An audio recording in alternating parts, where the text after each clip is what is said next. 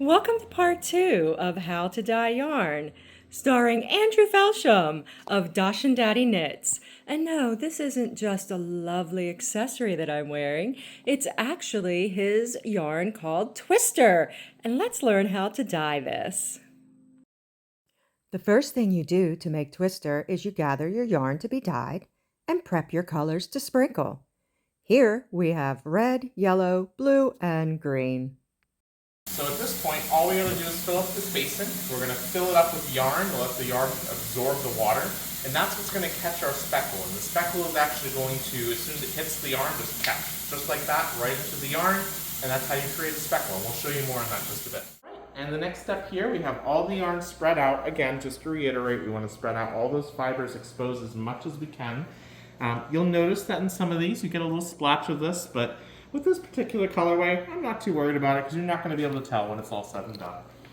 So we're going to come over here, and in the image that you saw, we're going to go ahead and use some of these colored dyes.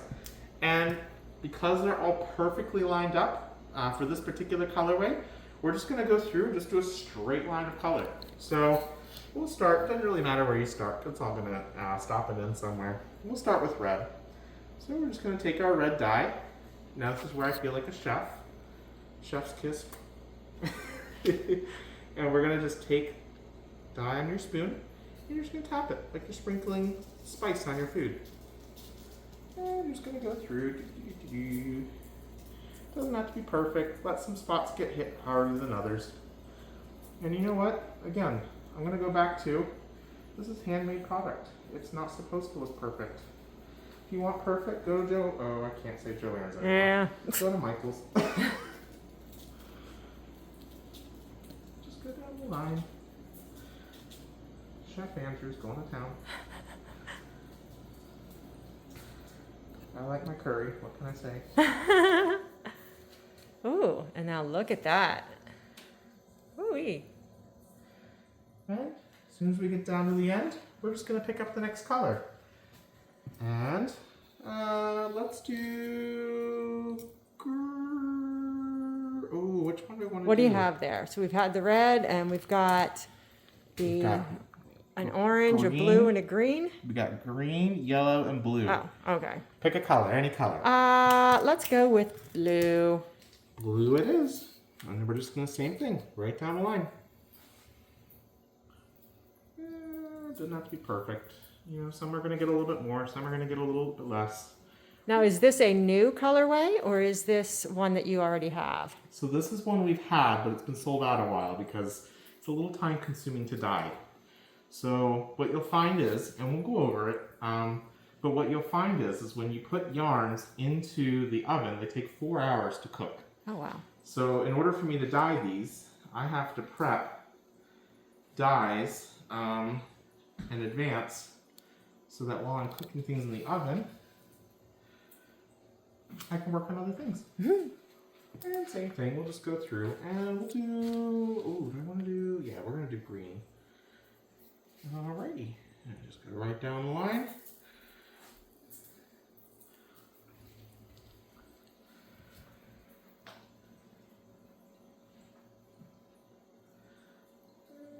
We'll go back, hit some spots. I think I missed a couple.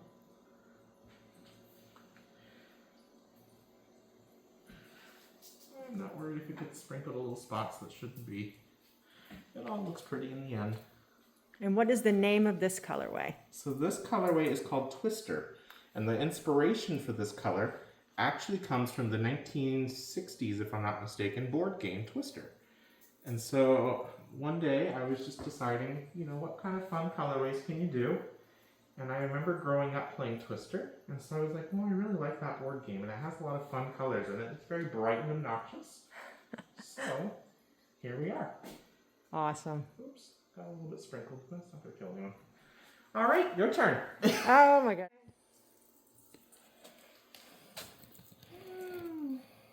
Now, I am plant-based, so this is like me sprinkling my nutritional yeast on everything.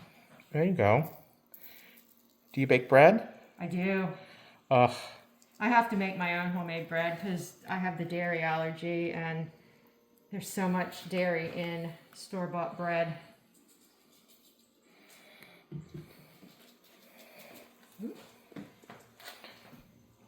Doing a great job. Look at those lines. Now you said it. Now it's going to go all cowboy.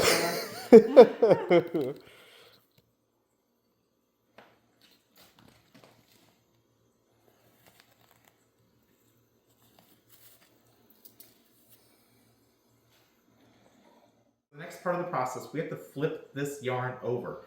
Half of the yarn is dyed, just like when we were doing the actual dyeing process, but the other half of it also needs to be dyed. If I were to knit this right now as it is, you're going to get spots here and there of speckles and maybe, you know, coloration, but the actual color itself probably won't be as vivid as you would imagine based on just looking at the tops of this, because half your yarn isn't dyed. So we're going to go over here, and you'll see here on the corners, there is some dye left over. I'm fine with that. That's, to me, an artistic expression. So we're just going to take it. I'm going to support it halfway. We're going to move it like this. Put it upside down. And there's your unexposed yarn. So we'll go right down the line. Same thing. Take it. Halfway down the line. Flip it. Turn it like this. Spread out those fibers every once in a while.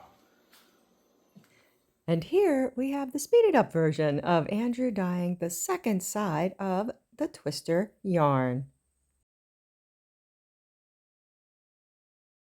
And here we have the finished second side. Who wants to play Twister? Woo! Andrew wants to play Twister. All right, so the next step in the process is we're actually going to cook the yarn. That's what cements this in. So you can see here in my pan, I have a false bottom. And then of course I have water here. Now the water is going to steam the yarn because we don't want to directly touch the yarn with water, otherwise the dye will spread. So the concept to this is steaming it so that the dye locks in but it doesn't spread it. So I have a false bottom here which holds the water below. Just make sure I shake off any excess water there. Now, it's personal preference how many skeins you want to go. I'm comfortable with 8. Some people might want to do 4. That's fine. Whatever works for you. So I'm going to go ahead and grab 4 on each hand. Come on. There we go. So I'm going to grab 4 in each hand. We are going to lift this yarn at the same time and put it right into that container. And in fact, I'm going to turn that container before it becomes an issue. So lift here and transfer. I'm going to lift it directly up. I don't want it to smear. Put it down, slowly allow it to fall. There you go. And then from there, I'm going to put a lid on it. I'm going to hold that steam in. This is ready to rock. From here, we cook. Awesome. We're done. At this point, we're just taking the yarn out and we are going to go ahead and dry it off. So now what I'm going to do, I'm going to empty out a container because this is going to drip everywhere. I'm going to take this. And I want to be extremely careful, so in advance, I've prepped little hand protectors. This is extremely hot doing it over an actual oven. So I'm going to pinch the corners, lift up, and you might be able to see some of that steam there. Definitely. I do not want to touch this as much as possible. I'm going to take this to the sink. So I'm going to pick it up.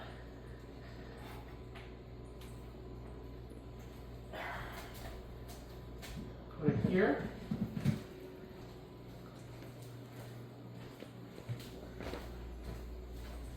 See, it looks lovely. You've got the colorations in there. It's all mixed together. Oh.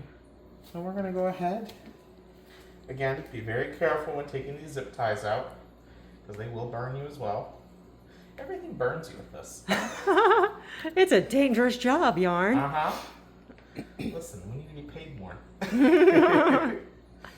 All right. I We're going to lift up. Be careful, steam is rising. You do not want it too close to your hands. There we go. Okay, put it in. That's why you want an empty container, because you don't want your hand too long over that. Otherwise, it will capture the steam and your hand's going to get burned. I'm done with this. But as you can see, water's pretty clear, so I can use it again for a second batch. So there's no point in tossing it out yet. I'm going to bring it right back over and we'll go at it again. But now's the fun part. We get to see what we did. Right, so the next step, we're going to take this yarn, put it through this dryer, and that's basically going to cycle it so that it stays dry, and takes the drying time from maybe 3 to 4 days down to 1 or 2 at the very most. So just take it from the zip ties. Whew. You guys didn't see it off camera, but we had to go up 3 stairs.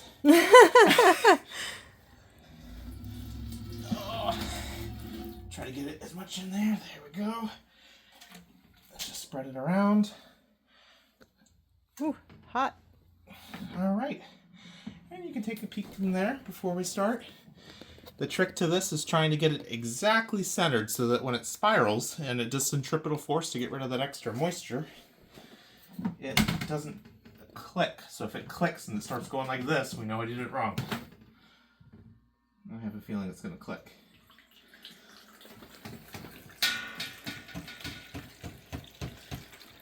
That's like that awkward.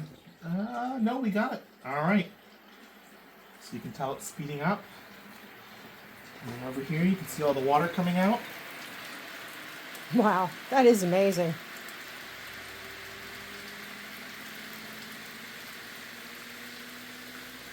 We're done.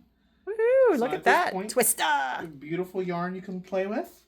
I mean, it just off to dry, but you know. You can hang it up here to dry. Push these back. Uh-oh, there we go. And it's just gonna dry for a little while. So we're gonna give it a few hours, and then we should be good to play. Nice. And now, the only thing left after waiting for it to dry is to decide exactly what to make with it. Twister will be available on the website very soon. Until then, you can peruse and purchase any of his other colorways, especially Witch of Wool. Thanks for watching.